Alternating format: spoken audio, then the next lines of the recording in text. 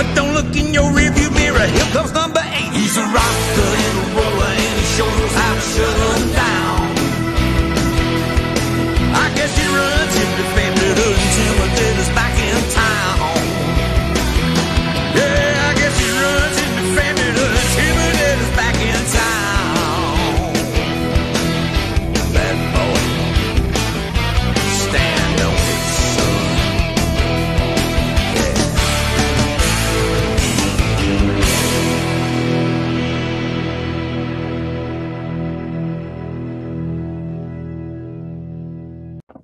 And welcome to the Nasboys podcast. Now, this fun fact is going to be a little different. Did you know that on our birth years, in my birth year, 2003, Ryan Newman won the race at Texas Motor Speedway. On Cam's birth year, it was Casey Kane and Tony Stewart splitting the races. And on Christian's birth year, it was Dale Jr. Back show. So anyways, guys, welcome to the Nasboys podcast. I'm your host, Mike, a.k.a. Mike Fob Fam 101, with my good friends and co-hosts Cam, a.k.a. I Spy Cam. Howdy, y'all. And Christian, a.k.a. Savage NASCAR. What's up, guys? Hope you're all having a great week. Yes, and sorry for the weird fun fact. We had no other fun fact. But anyways, let's get started with today's episode. We are going to talk about the races at the Charlotte Roval.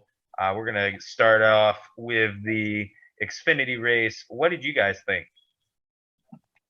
I should have known AJ was going to win. I should have known.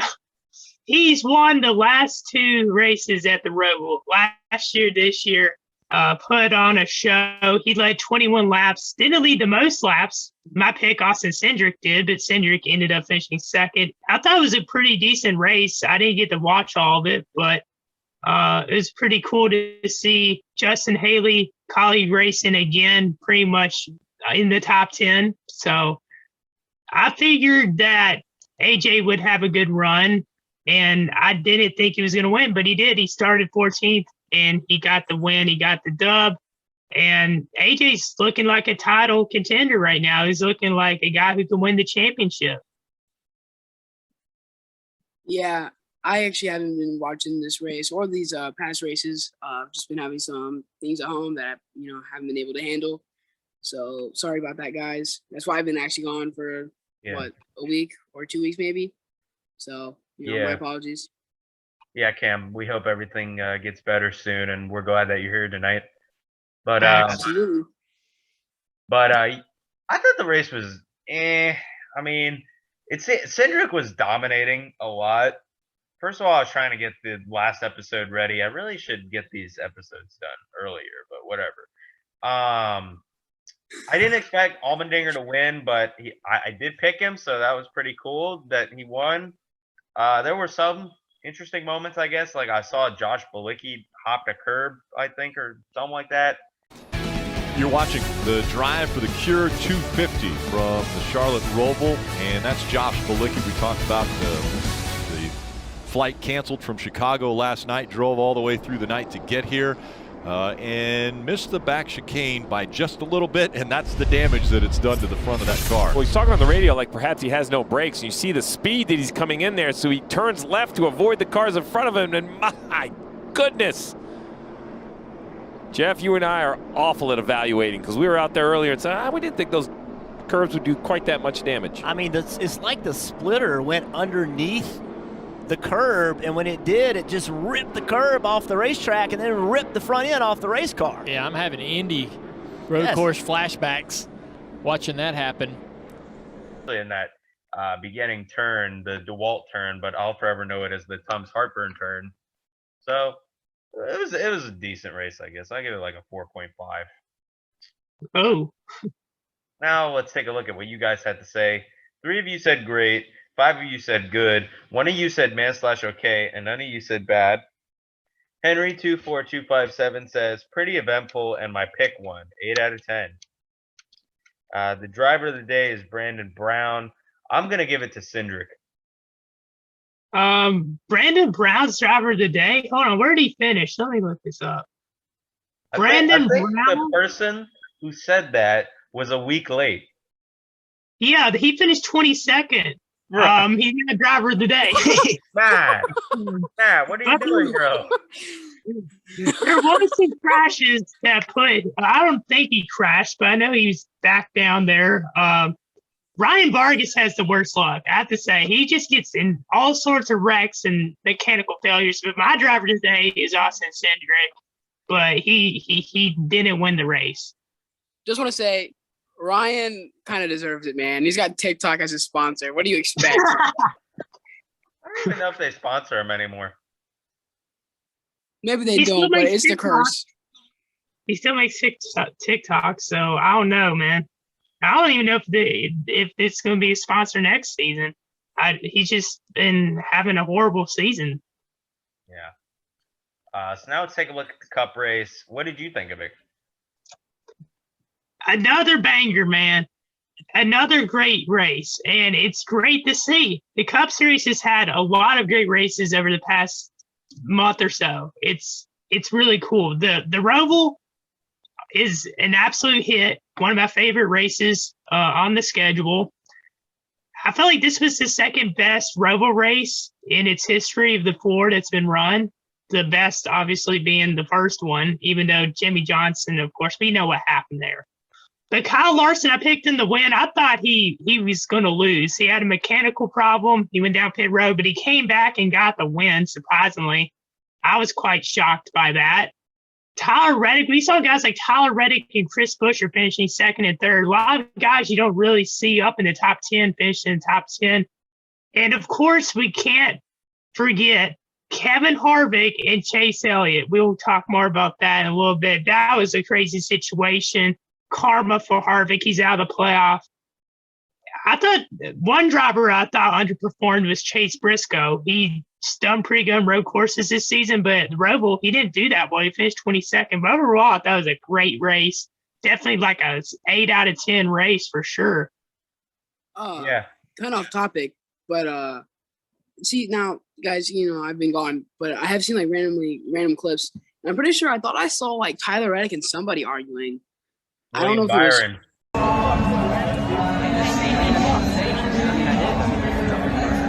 Like, I know what you're racing for. I tried to race you down. I was trying to get as close as I could to make a move. If coming out of that chicane, I slid in the back there. That's like awareness, man. I just don't get it. I just passed you. So yeah. I can't think about it. I tried to run you down today. I was hoping it was going to be us racing.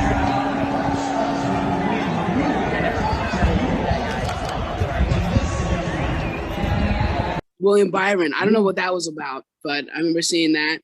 And I actually did get to watch that clip of the whole Harvick issue. And just wow. Wow. I mean, how evident was that? I mean, personally, it obviously was, in my opinion, it looked purposeful. Right. First off, the race, it was all right. There were some pretty interesting moments. I feel like the middle of the second stage to the final stage was really where it was the most eventful. The big moment of the race, as everybody knows, was the Harvick issue with Chase Elliott. Larson winning, I didn't expect him to win as soon as his battery cut out. I thought, oh God, he's going to be on the fence and he's not going to make it in and everyone's bracket's going to get ruined. But no, I was wrong. He pulled a Larson and he won. So that's pretty impressive. But talking about the Chase Elliott incident with Harvick. Oh, look out. The 9 is around. Big damage as well. There's a big damage to the back of this 9 the car. 41 of Cole Custer, but a lot of damage to Chase Elliott. Yeah, the problem, the 9 is destroyed, Junior. You said big damage. Deck lid on it. Got to get this deck lid on it. At this point. So he's already had contact with the wall somewhere in the infield. And then the 41 got him there as he slid into the grass. Yeah, let's take a look. You guys mentioned it already. Oh, right there. It's a great shot. Oh, was there contact between him? Look at the front bumper of the 4 car. Big damage to the nose of Kevin Harvick. Was that the payback from Bristol? Did Kevin Harvick wait until it mattered most for Chase Elliott? Let's take a look. You're clear. Wow. There was the contact. Sent him into the wall. Could that be the payback for Bristol a couple weeks ago? We're riding on board. You hear him stand in the gas just before contact. And does that end the possibility of the 9? Right now, 8 points below the cut line. Does that end his chance? Listen. I just pushed it in there too hard, and I got the tire locked up, and I couldn't stop it. Once I felt like I needed to go to get a couple spots back that I'd lost, and I got the left front locked up, and I couldn't get it to turn. And the incident with the 9 early in the race, was that retaliation for Bristol? Speaking of the 9, Chase Elliott? You know, sometimes real life teaches you good lessons. Are you guys even? That's all for Kevin Harvick. The final tally will show Chase Elliott finishing in the 12th position. That kind of wasn't the story of the day. What was going on out there between you and Harvick? Oh, I'm not sure, but really proud of our team, and just proud to be moving. Our Napa team did a really, really good job of fixing this thing. I mean, it's destroyed. I think we finished, where we finished? 12th, so yeah, I mean, our team has a lot of fight, and I'm just super proud of that. I mean, as far as Kevin goes, just want to wish them a merry off-season and a happy Christmas. Your opinion of him wasn't too high after Bristol. I take it this does nothing for that. Oh, yeah, opinions certainly not changing, but it's all good, and just glad to be moving on. Proud of our team. Is it over, and can you race around him and win the championship without worrying about what's going on with him? Well, for us, I mean, we're just eyes forward and just excited to be moving on. I mean, that's the big picture, and that's really all that matters to me and our group. So we'll keep fighting and see where we end up. You mentioned. I think it was intentional. There's no doubt that it was. Harvick apparently was trying to say like it wasn't. I don't know. He was confusing me in his interview. But when Chase was about to get him back in the first turn, Harvick locked his brakes up so hard, as you probably saw in the clip that I put. I don't mind Harvick wrecking Chase, because we all knew that he was mad at how Chase handled Bristol, and I wasn't really that big of a fan of Chase after that. But I don't know. Harvick looked like a dummy in the post-race interview when he was coming out of the care center, because Dave Burns or whatever, he asked him a question, and Harvick had like no response. He just gave like this smirk, and I don't even know how to feel about it.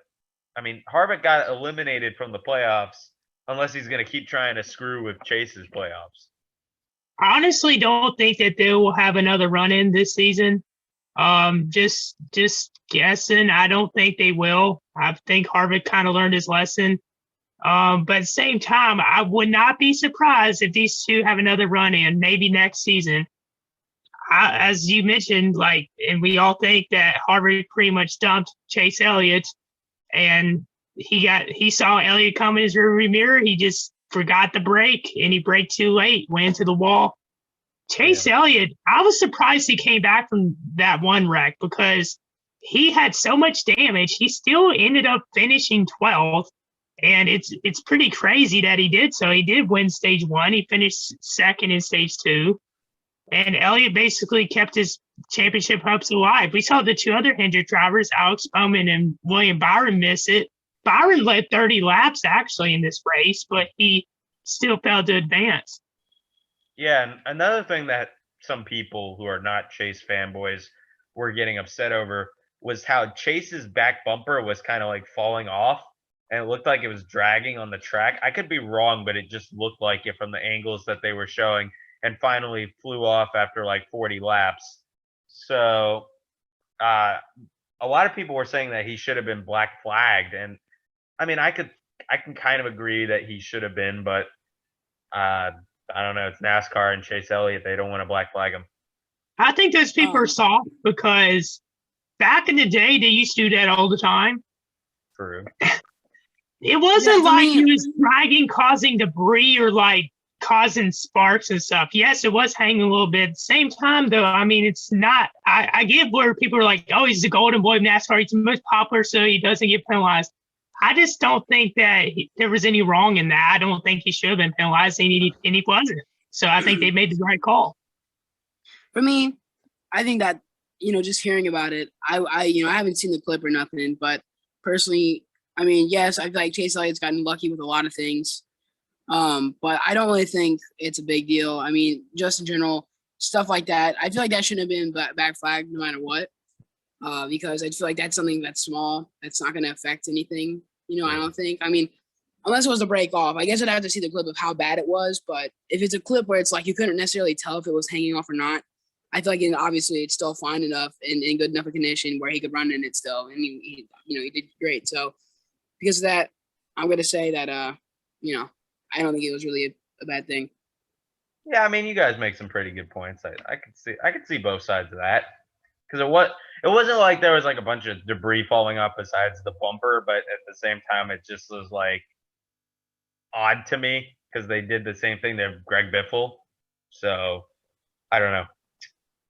So let's take a look at what you guys had to say.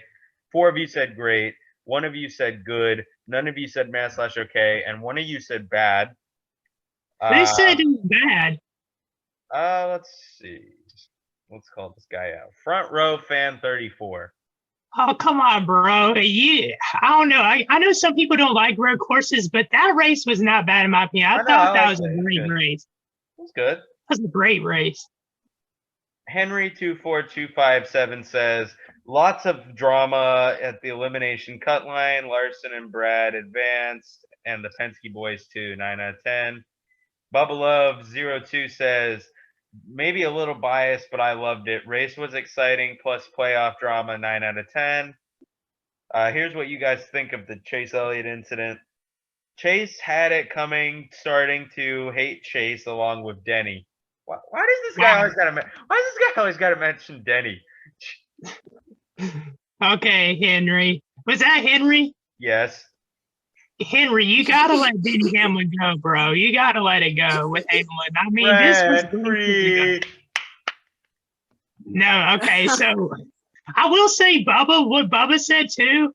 How is he being biased about the race being great, even though he doesn't like Kyle Larson? So yeah, Bubba, you have to explain that one.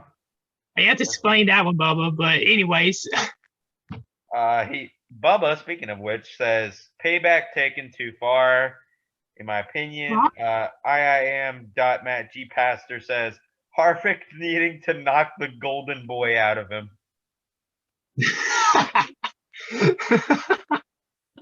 And the driver of the day is Reddick. I'm not one to believe in privilege, but I feel like if I was around Chase Elliott, I feel like I could just smell, the silver spoonness off of him. Like, yeah. I mean, oh boy, he has talent, but at the same time, he is kind of privileged with Bill Elliott being his father. So yeah, dude, I still think he looks like an owl. I'm sorry, I do. Chase Elliott kind of reminds me of Dale Jr., but I like Dale Jr. a lot better. Well, the thing is, like, Junior, if you say it like that, like you said that Chase Elliott's a golden boy because his father, well, that's the same thing. That would be the same case for Dale Jr. I know a lot more people love Dale Jr. than they do Chase Elliott. Right. That's factual information. That's what I'm saying. Dale Jr. was popular because of Dale Sr., of course, the Earnhardt name.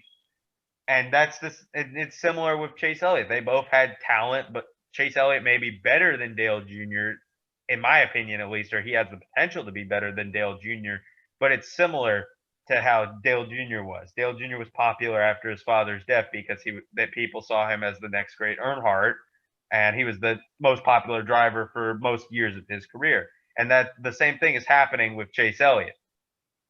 The kid's got talent, I just don't like him that much, and I actually like Dale Jr. a lot better. I am an Elliott fan, I will say. I'm not like, I've said this before in other episodes. I'm not one of those Chase fans that people have this stereotype of. I'm not someone who portrays that stereotype. But I do like Hendrick Motorsports. Okay. I just think that I will say, I know this may be a really bad take, I do know that Bill Elliott has one championship and Chase Elliott has one championship, but Bill Elliott right now is better overall in a career-wise than Chase Elliott. But we could see Chase Elliott. I think maybe, if he stays around the sport much longer, I think he would definitely win. Maybe, I don't know if he'll win maybe as much, but we'll see how it ends up. I feel like people hate him a little too much. But I get why people dislike Chase Elliott, but the fan base is mainly the reason why, I will say. Well, to be fair, I will say I do think Chase Elliott is a good driver. I think he has that qualifications to maybe be, known as one of the greats later on. I still think he's young in what he does. I still think he has a lot to learn. And I think that for any driver really, but I definitely think that he could get there to a point of where he could be really solid, like super solid. But for now, I still think he's iffy, and I still think he does some dumb things. That's like, why? And besides that, I really don't have hate for him. It's more of just his fan base. That's what makes me not like him. But I feel like NASCAR also has a little bit of that for always shoving him in my face with everything they do. That also annoys me. But it's just like NBA and LeBron. I don't know how, but it's just like they find a way to have him in everything. Right, Cam. I understand your point there. The driver of the day is Tyler Reddick. I mean, it's a decent pick. Larson could be considered for driver of the day, considering that he came back from his battery issue or whatever issue he was having. Chase Elliott could also be considered a pick. So, what do you think, Christian? I have to go with Kyle Larson. He had a pretty big comeback. It kind of reminds me when Chase Elliott did. It's not the same situation, but Elliott in 2019, yeah. Chase Elliott when he wrecked in turn one at the Roval and came back. But with Kyle Larson, it was mechanical wise, he still came back and got the win. And I'm pretty happy to get my third pick correct of the playoffs so far, and Larson got the win. Yeah, I will say it's kind of funny. Christian, he's been right on like throughout the season, regular season. He's been right on a few, but really it's like playoffs have turned around and now he's like stepped up. I feel like I'm sweating over here, trying to catch back up to him now. He's starting to catch up on me. Right. Well, William Byron led the most laps, and I usually like to give it to the guy who led the most laps. But William Byron couldn't close the deal with the playoff. So I'm going to give it to Larson. He came back after a battery issue. Kyle Larson is my driver of the day. I know I give it to him a lot, but, when he's that good, hey, you got to give it to him. Yeah. So now let's talk about some news. We're going to start off with Ty Dillon to GMS Cup. What do you guys think? It is a little surprising, I'll say. But at the same time, they're going to make announcements for drivers for next season and who's going to go where and all that. I'm not a huge Ty Dillon fan, but hope he does well with that ride. I will say I'm happy for Ty Dillon. I like Ty Dillon. He's not his brother Austin. Just saying that out there right now. But besides that, I think he's a nice guy, and I feel like I kind of suck seeing him go. So to see him back next year is going to be pretty cool. I mean, I don't know if he's really going to make much of his opportunity, but I'm hoping he does soon. I'm hoping he does good this year, because really, if he wants to stay up with the big guys, no offense, Ty, if you're watching this, but I will say you got to step it up, man.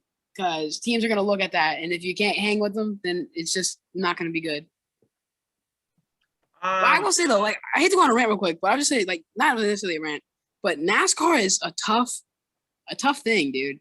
You really, a percentage of people make it, and I feel like it's a small thing, and I feel like there's a lot of pressure on drivers, and that goes for anybody. I mean, I feel like I don't know if I can hang in there, because I know at the end of the day that I'd probably be getting absolutely trashed on by people all the time, because that's just how the NASCAR community is. So, that's that. Anyways, Mike, what'd you have to say? Yeah, Cam, I agree with your point a lot. NASCAR definitely is a tough sport in every aspect, whether it's physical or how cutthroat it is. But I I'm happy for Ty. I'm glad that he finally found a stable ride. He did have JGR Xfinity for a couple of starts, but couldn't really do the most of his opportunity. And I think he's right where he belongs, a team starting out in Cup. And I think it's a decent move for them. So he's not going to do very well because GMS isn't going to do good in Cup, in my opinion, but I could be wrong. So we'll see how that goes. GMS is going to suck. Rick Ware and Stuart Haas form an alliance. What do you guys think? Did not know that. Yeah. Hold on. Time out. Did you say Ric Flair? Rick Ware. Rick I was Ware. saying, like, I was making sure. I was like, there's no way. I just heard the wrestler is now on the team, bro. I was like, there's no way. I just heard that come out your mouth, dude. I was like, that dude's like 80 something. My God. Okay. Isn't Well, he you know, sick? honestly, I didn't hear about that, but that's that. Yeah. Just gonna leave it at that. I don't know. What alliance? I think it's like a technical alliance. I'm not sure. I guess they're borrowing equipment or something. I sent you the post. If you want to check in the GC that we have, here you go. I'm sending it again. But Okay. it's such an odd pairing to me. First of all, finally, Rick Ware, you're getting your stuff together and actually trying to form a competitive team instead of buying 4 charters and just wasting them on people that wreck every week. I don't know how good of a move this would be for Stuart Haas because I don't think they're going to perform to their potential. But I don't know. This is just an odd. This is another odd pairing. I don't know what to say really. I mean, yeah, it's kind of that. I mean, I guess it's kind of like a W for Rick Ware in a sense, because I feel like this is probably going to step them up a little bit, you know, especially with, you know, how they were. I mean, I guess I don't know if I really see the point to it at this point, but you know what?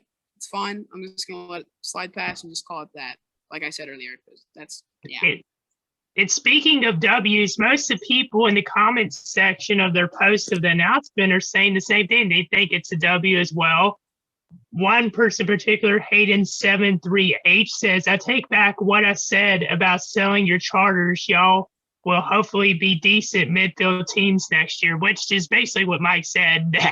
They still might be midfield. And I still don't see them performing any better next season, but at the same time, we've been proven wrong before by smaller teams. Incoming joke alert. They'll actually be hanging with Larson, but without getting passed by Larson a lap behind. So that's a positive, right, guys? You know, that's on the positive. You know, they're stepping up. I guess. Yeah. Jeb Burton is leaving colleague. What do you guys think of it? Well, we learned about that whenever we talked about it on the podcast last week that Daniel Hemrick was going to go to the 10, if I'm correct. So 11. Oh yeah, my bad.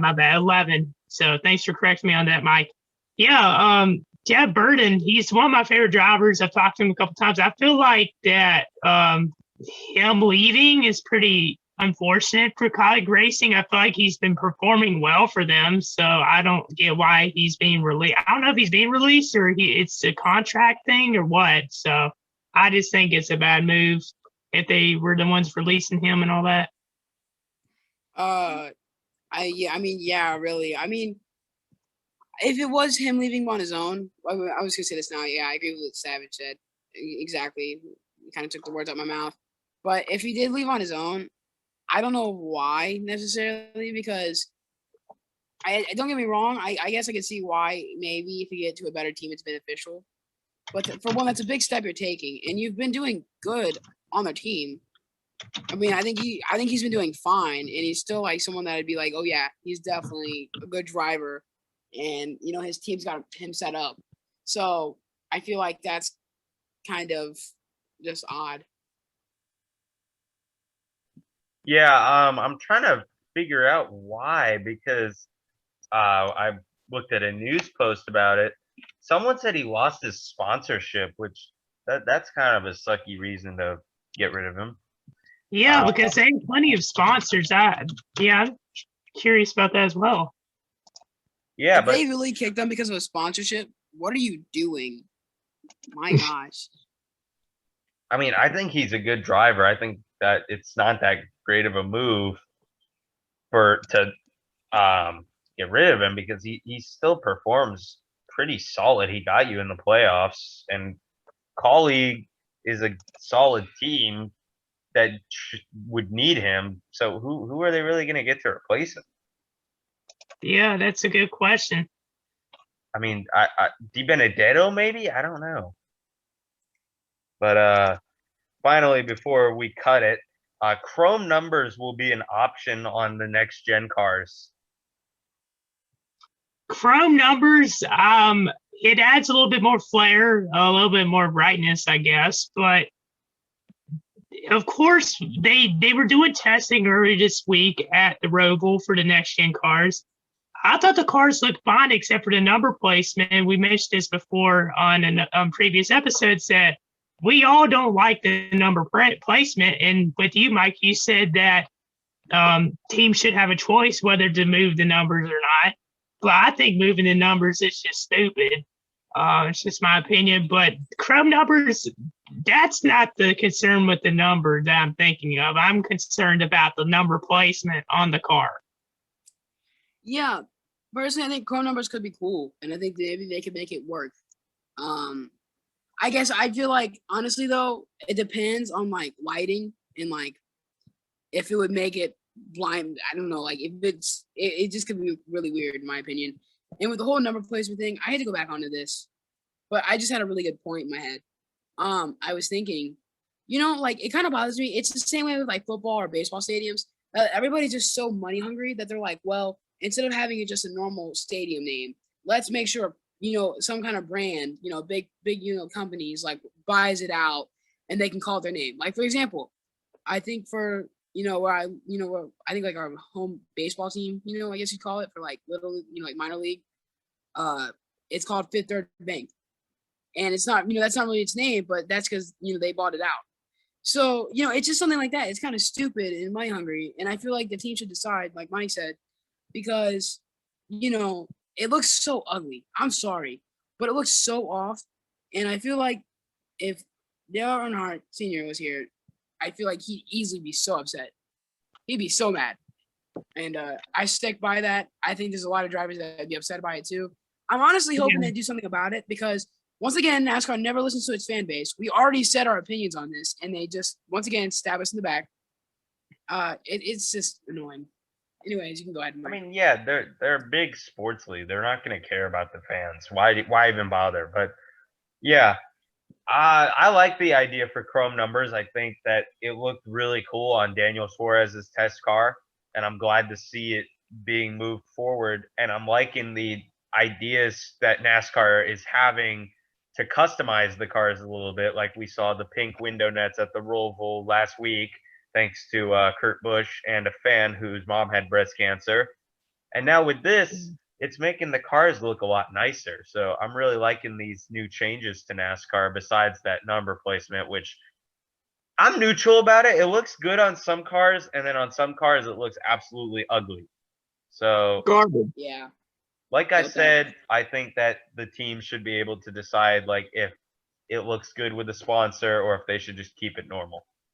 But anyways, I mean, honestly, just real quickly, and then we can cut it off. I just want to say, I'd rather actually have like no car number if you're just gonna move it over that bad. It's like so off.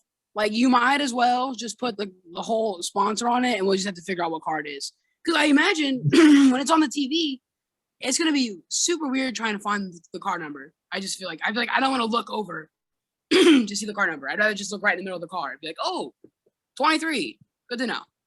It'd be harder to see in person at the race, I would say.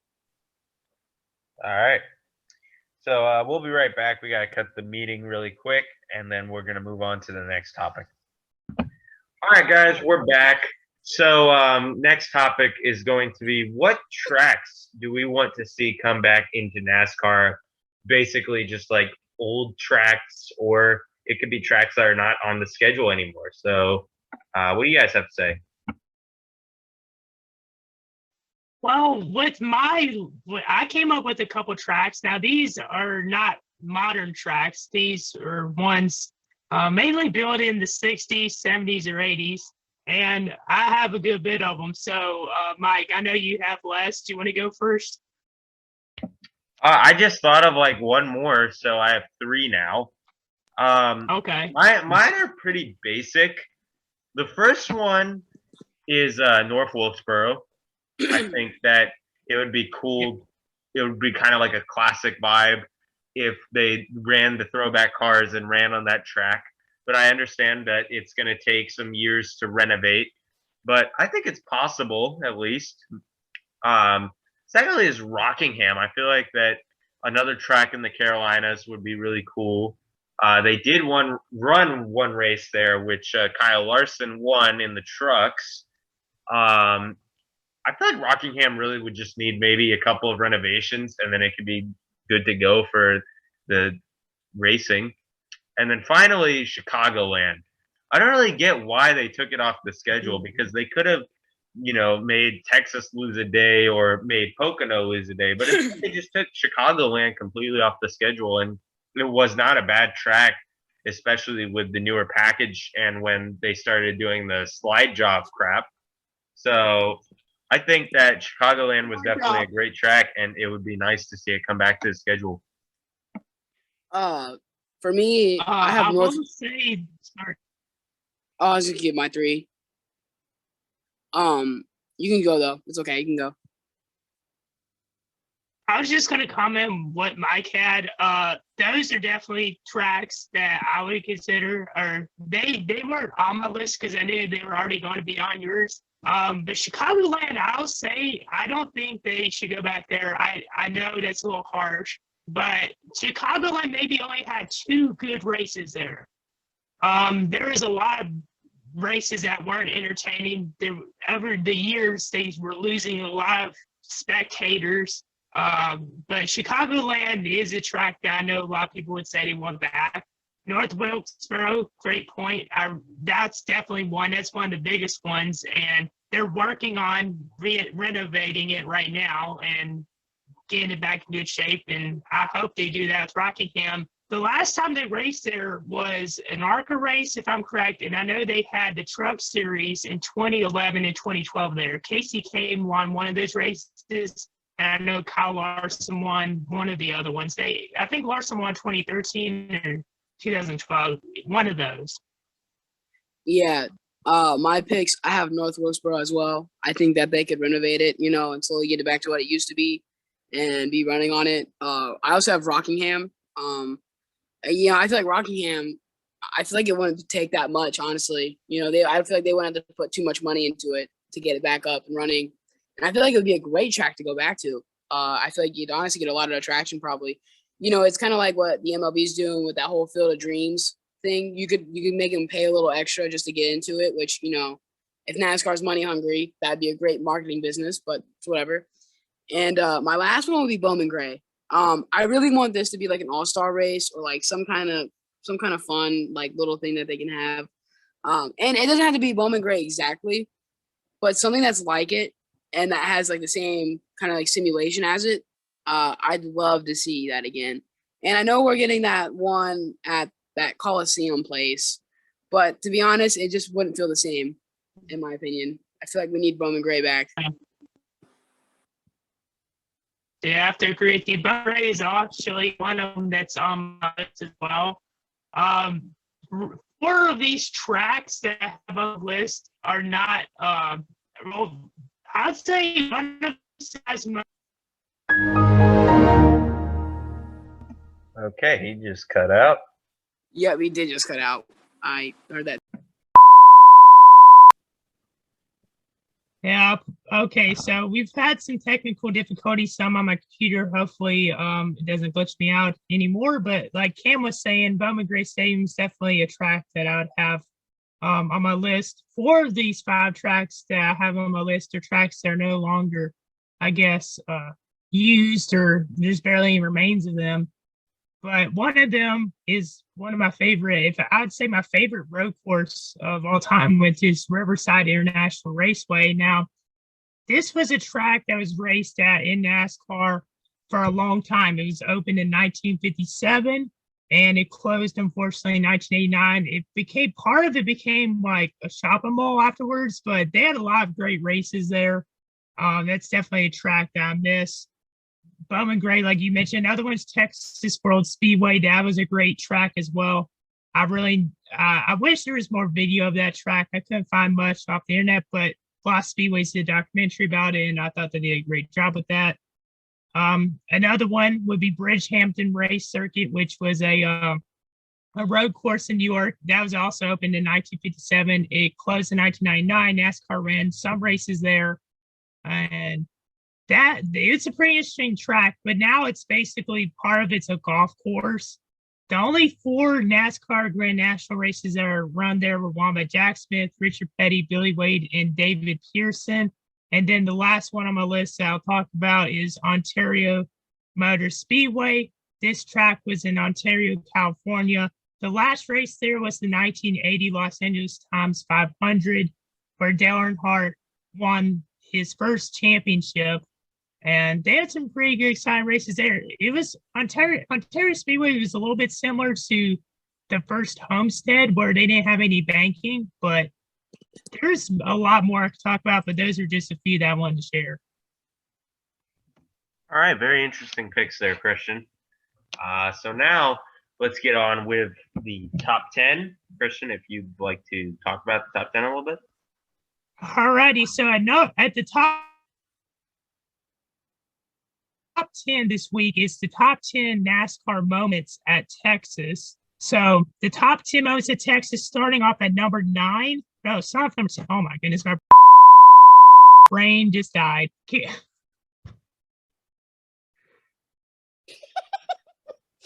Christian, how does one start a top 10 at number 9? I've been through it today, man. I've been through it. It would have been better if you said going on. I'm It sorry, would have been y'all. better if you said number 1, not number 9, dude. Out of all things you could have said.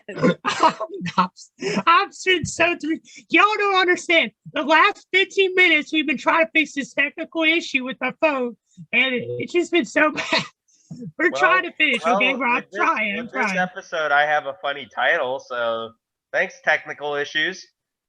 Yeah, and my brain, it's late, okay? My apologies, guys. But at number 10, this one I put on the list because it's very memorable, but number 10, we got Kyle Busch. He wrecked Ron Hornaday Jr. in the Truck Series race in 2011, ended up getting parked. Here's the clip.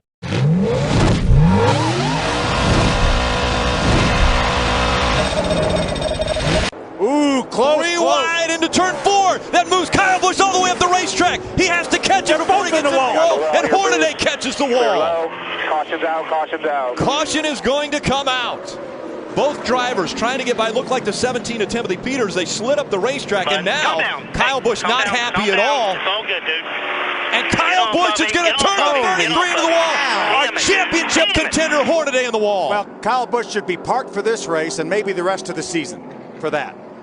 Holy cow, I can't believe he did that. Championship contender, Ron Hornaday, hard into the wall. Kyle Busch sends him in. So in the 2011 WinStar World Casino 350, it was the next to last truck race of the season. Ron Hornaday Jr. and Kyle Busch. Kyle Busch actually won the previous fall race at Texas in 2010. But early on in the race, the two made contact and they hit the wall. It was pretty accidental. And then Kyle Busch, just losing his mind, just acting chaotic, just takes out Ron Hornaday. They both crash into the wall. It's a very dirty move. Busch got Kyle Busch parked for the rest of the weekend. And the wreck actually hurt Ron Hornaday's chances of winning the championship. It dropped him down to 4th in points. Austin Dillon finished second in the race. And because Dillon finished second in the race, it moved him into points lead. He would end up winning the championship at Homestead. And Kevin Harvick won the race at Texas, had some remarks for Kyle Busch. They had some incidents earlier that season. So I feel like even though it's not a good moment. It is a top moment. And in at number 9 is Carl Edwards sweeping the Cup races. Here's the clip.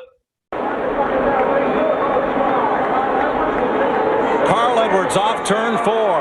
Will win the Samsung 500. Oh, we got Clint Boyer sideways. Denny Hamlin and Boyer got together, with Boyer ending up in the wall, but coming across the line in 4th. Yeah, Hamlin got into Boyer, and I don't know how Clint kept from wrecking that thing. Or he did hit the wall, but he didn't wreck anybody else.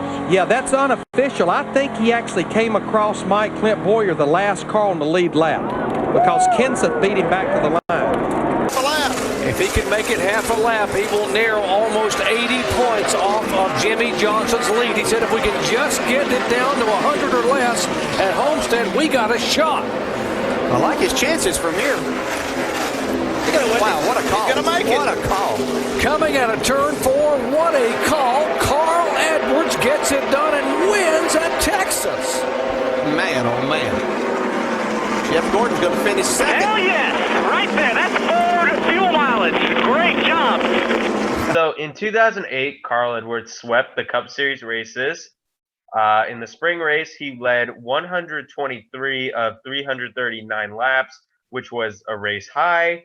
He held off Jimmy Johnson, which was a preview for the battle for the championship. Later in the year, in November, Edwards needed a great finish to close in on Johnson for the points lead. He dominated the race, leading 212 of 334, and won by 8 seconds over Jeff Gordon. Sounds a lot like today's NASCAR. He also gained 80 points on Johnson by narrowing the gap to just 21 points heading into the final 2 races that season. However, Johnson would win at Phoenix and the championship. Fact show. And staying in 2008, at number 8 spot on this week's list is Michael McDowell's scary qualifying wreck in the 2008 Samsung 500. Roll the clip. Michael McDowell, only his second NASCAR Sprint Cup Series start. He finished 26th at Martinsville. Whoa, whoa, guys, whoa, whoa. Oh, no. Oh, my gosh. I have never seen anything like that in my life. He hit that wall a ton. Oh my gosh. So you all probably remember 2008 Texas Motor Speedway, my second Cup race in the Cup Series, rookie, and going out to qualifying, single car qualifying. David Gilliland had gone out and had an engine failure just before I went out, so there was some speedy dry on the track, and I got a little bit high in turn 1, got loose, and I went to go to the brake pedal, and the brake pedal wasn't there. The brakes were pulled back, and so I didn't know what to do but just hit the gas. So I smashed the gas, and that was the wrong choice. I should have just rode it out.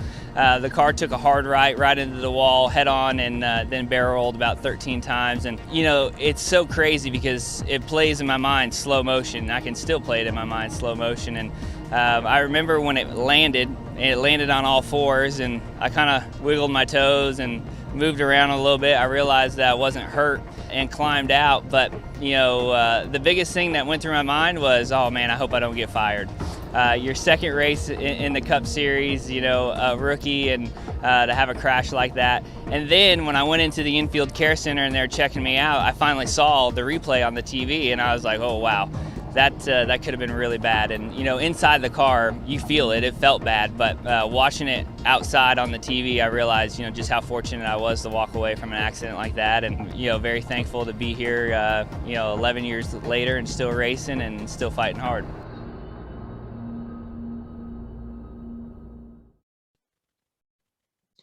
So in qualifying for the Samsung 500 in 2008, on April the 6th, the race was the 7th of the season. Michael McDowell was making only his second career Cup Series start, and what a way to start his career as he got loose in turn 1 and hit the wall very hard. And the wreck was so bad that a lot of people didn't think that, they thought the worst, basically. And I remember when I saw it, I was quite shocked. Incredibly, he walked away, and it shows it's no testament to how far NASCAR safety has come and the innovations with it. Over the weekend, his wreck became nationwide. A lot of people saw it all over the news. And basically, he was getting interviewed by a lot of media outlets. He went on the Ellen show. But Michael McGow, who's also a Christian, said, "For me to walk away from that wreck is unbelievable. I'm going to count my blessings tonight and thank God for this opportunity to walk away from that wreck." Moving on to number 7. In at number 7 is Jeff Burton passes Matt Kenseth on the final lap. Here's the clip. Matt, don't make me look like a fool here. Oh, he's got a run at the bottom. He's clearing them almost. Jeff got him. Wait, no. Oh, he valued the wall. Oh, he saved it though. But yeah, I think Burton's about to get away with this if Matt doesn't get a good corner. Yep, Burton got the win. Got it. Wow. That's a crazy ending. Good race. Facts. Man, Mark Martin got third. That surprised me. So we did a reaction video to this around the time NASCAR was having a 2-week break. Either it's going to be in the description or somewhere right up here. I don't really know where I'll put it, but I will put the link to it. It's a pretty good video. So basically, in the 2007 Samsung 500, Jeff Burton and Matt Kenseth dueled for the win in the closing laps in an exciting event, which was seen by 191,000 spectators. On the final lap, Jeff got by Matt for his second career win at Texas and his first of the season. It was also the only lap the 31 led all day. This race is known for Dale Earnhardt Jr. Driving in the 5 car during the final laps after Kyle Busch left the track after wrecking with the 8. And at number 6, we got the fight between the Jeffs. Burton versus Gordon. Roll the clip. Gordon and Burton. Well, I don't know about that. Wow. Hard contact for the 24. To me, like Burton did that on purpose. No, it looked like the 24 slid up in front, maybe in. Before it's over and done with now, we'll just get her fixed and roll on. Yeah, it's not. Jeff Gordon's not happy at all. And they're going to go and talk it out here. Oh, and this is. Well, we've got a fight breaking out. Yeah, Jeff's not happy. Jeff Gordon not happy with what happened there. Officials stepping in between, but this is far from over. I mean, there weren't even words exchanged. This was in your face. I saw that coming because there was an ambulance behind Jeff Gordon's car for him to get in. He walked over there to the other one that they had for Jeff Burton. Place in race 34 of 36 in the 2010 season. It was the 2010 AAA 500 at Texas. Greg Biffle dominated the race, leading 223 laps, but ended up finishing 5th. Denny Hamlin won the race. But the main story behind this race, around lap 192 or 193, I can't recall exactly which lap, but basically Marquez Jr. brought out the caution for the 3rd time that day. He had so many tire failures, it was pretty ridiculous. But under yellow, it appeared that Burton just intentionally wrecked Gordon, and they both crashed into the turn 2 wall, and then they basically threw hands before being restrained. And Burton said he didn't mean to do it, but Gordon didn't believe that. So it's a memorable moment and definitely one of the most known NASCAR fights of the new millennium. At number 5, we have Elliott Sadler edging out Casey Kane for the win. Here's the clip. We watch Casey Kane in this 9 car. Look at there. He's chopped about 3/4 of a second off Elliott Sadler's lead. He is coming. That gap is going to drop faster than the thermometer at sundown here in Texas. He's got one more shot, boys. It's going to be right here. Lap car is going to cause Elliott Sadler the race. I don't know, Darryl. I believe Elliott Sadler shut the door high on him. He's going to shut the door high on him. Sadler had to look for Sauter. Here comes Kane. Sadler by half a car length. Margin of victory, 3/100ths of a second. Half a car length. 500 miles later, it comes down to that. So in the 2004 Samsung Radio Shack 500, Casey was looking for his first career win, leading a race high of 148 laps. However, Elliott Sadler, driving the number 38 car, was trying to get his first win since 2001. In the final laps, the two dueled through lap traffic. Sadler edged Kane by just 0.028 seconds to get the victory. It was the second time that season that the rookie Kane was beaten in a photo finish.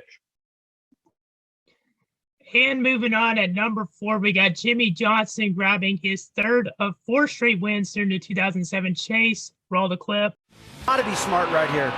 Kansas trying to hang on. Johnson. Still there, white flag this time by. Still there, barely. Oh, and Johnson clears him with 2 laps to go. Back in the spring, it was on the white flag that Matt Kenseth got past. Here it's 2 laps to go.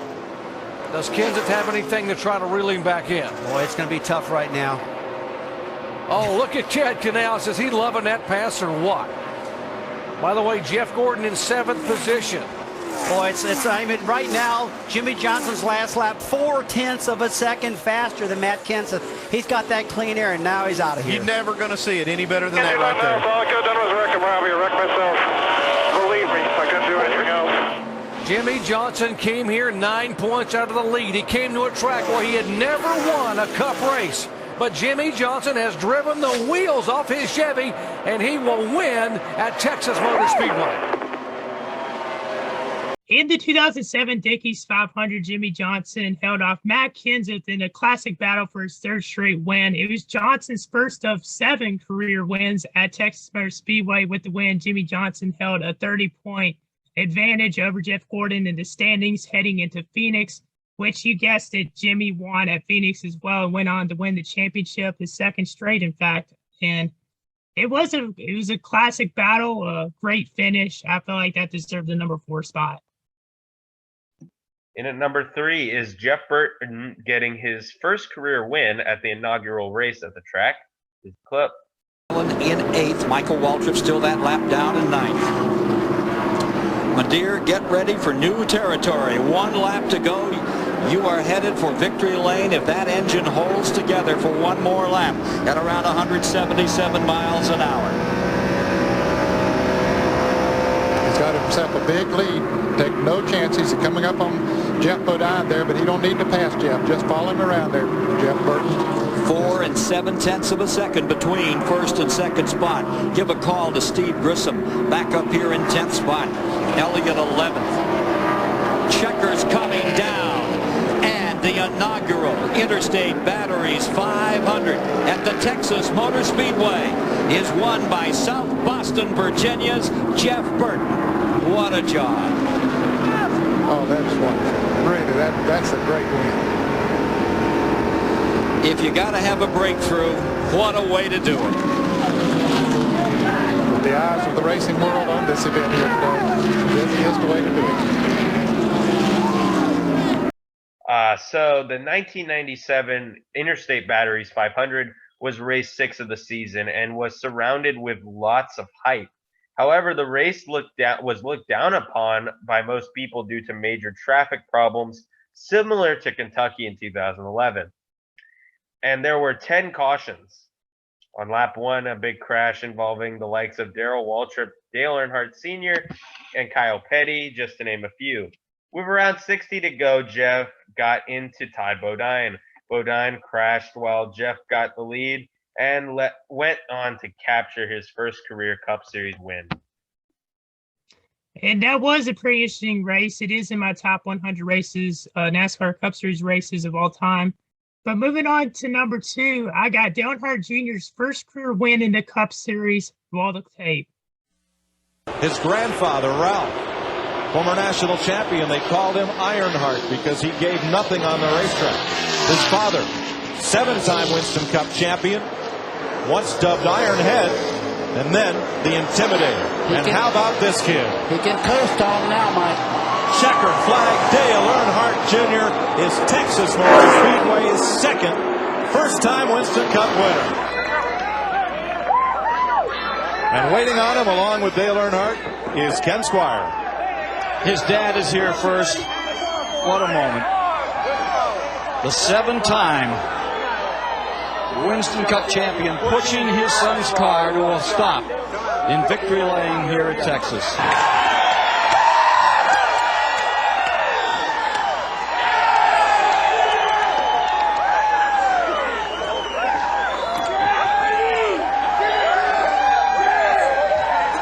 seem more emotional than I've seen you in all your victories. Hey, man. Come on. Come on.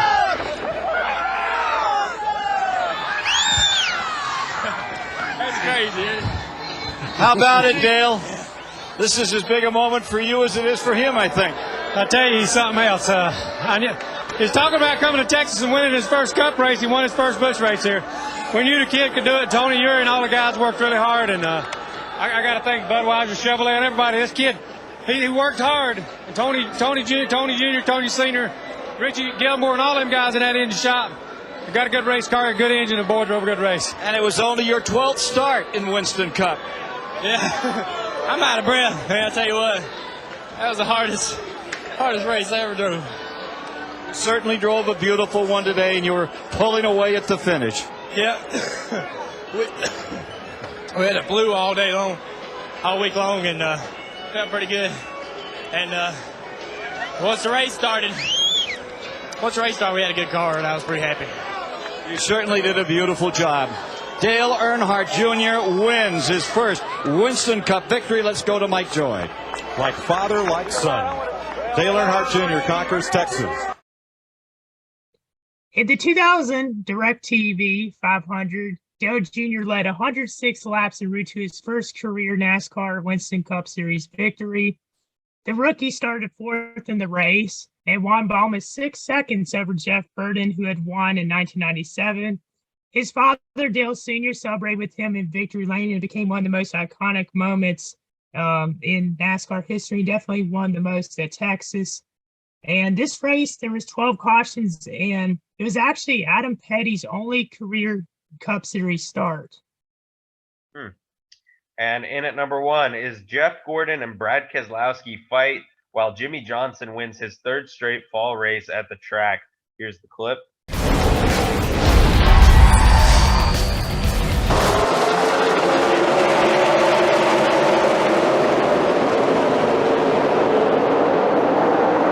Contact Gordon and Keselowski. Coming outside also. Keselowski to the outside of Johnson for the race lead. All clear. Jeff Gordon may have a flat tire. Yeah, he does. Gordon spinning, turn 4. Caution is out. We'll have another attempt at a green light checker. Well, who was the leader right there when that caution came? 2 or the 48?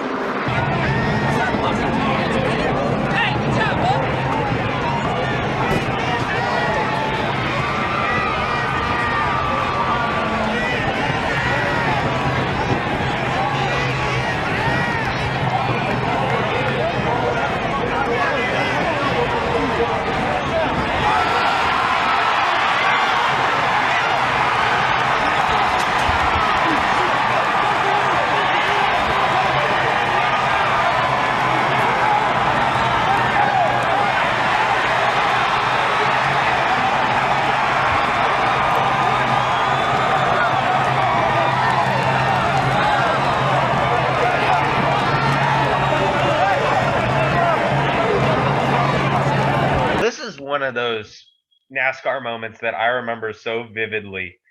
Jeff Gordon and Brad Keselowski, they were racing for a playoff spot, and Brad was not too good of a racer. He had a lot of run-ins with like Matt Kenseth and Denny Hamlin, for example, but this was probably his highlight. He found a hole on Jeff Gordon and went through him, causing to cut down one of his tires. Jeff spun out and was rightfully upset at Keselowski.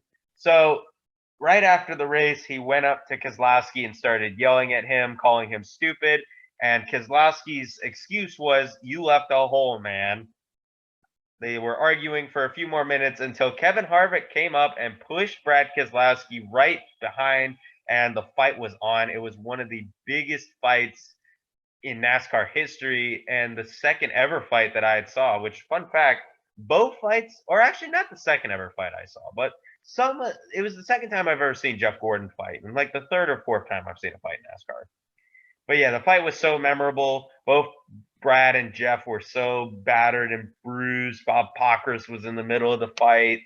You know, there was pit crew members from Paul Menard trying to restrain people so they wouldn't hit Jamie Little. And Yeah. overall, it was just such a crazy night. Yeah, was- you know, it's Sorry, kind of go ahead. funny. I remember like that's back when like Brad Keselowski was a little bit on the wild side too. Like, you know, he really didn't watch what he did. You know, like he wasn't really. He was young and kind of dumb, and I feel like I don't know. I feel like he kind of got a lot of hate for fighting Gordon.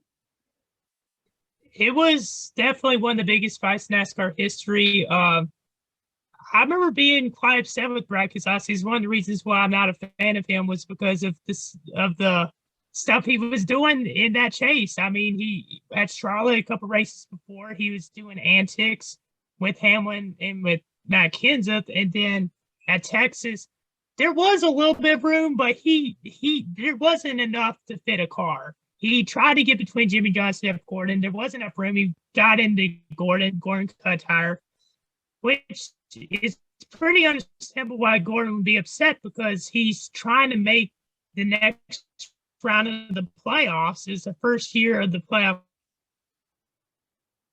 He basically would end up missing the next round of the playoff. He couldn't make the championship floor. All right, so now let's get into our picks for this weekend's races at Texas. We got the Cup and Xfinity races. I think my internet went out. Hold No, on. you're good. Yo. Yeah, I you're can fine. hear you. I can hear you. No, I can't. Well, now I can see you. I can see. Oh, there we go. You there? Yeah. Up there you go. All right. What is going on with this internet, man? I didn't even Okay, get let's to just finish leave it, what I man. was Come on, saying. dude. Let's just go. It's fine. Let's get this episode finished. All right, so our picks for this weekend. First, for the Xfinity, I'm picking Justin Allgaier. It's a tough one for me. I'm going to say Jeb Burton wins this race. I know it's a crazy pick, but I feel like he's been pretty decent at mile and a half tracks. I think he's going to get the win.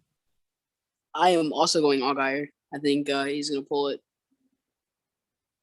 And now for the Cup, I'm going to go ahead. I'm going to go with an odd pick. It's probably going to be Larson, but my actual pick is William Byron. It's quite interesting. Whenever I was making my picks for races, I did them before the class started. And I have Kyle Larson going back to back. I think that he'll get the win in Texas. He's been pretty strong there before, and at a mile and a half tracks, I think Larson's going to go back to back. Yeah, I think Larson is easily the pick to go here, and which is why I'm picking him. I will say though, someone I'd watch out for is Austin Dillon. Yeah. Yeah, that's a good one. For that. He's won there before, I think. He has, in because of the pit 2020. strategy there last year in the, I want to say, summer race. Yes. All right. He did. And so with that, that will conclude this week's episode. Thank you guys so much for watching. Comment, like, and subscribe. Make sure you guys follow our socials, and we will see you guys in the next video. Peace. Peace.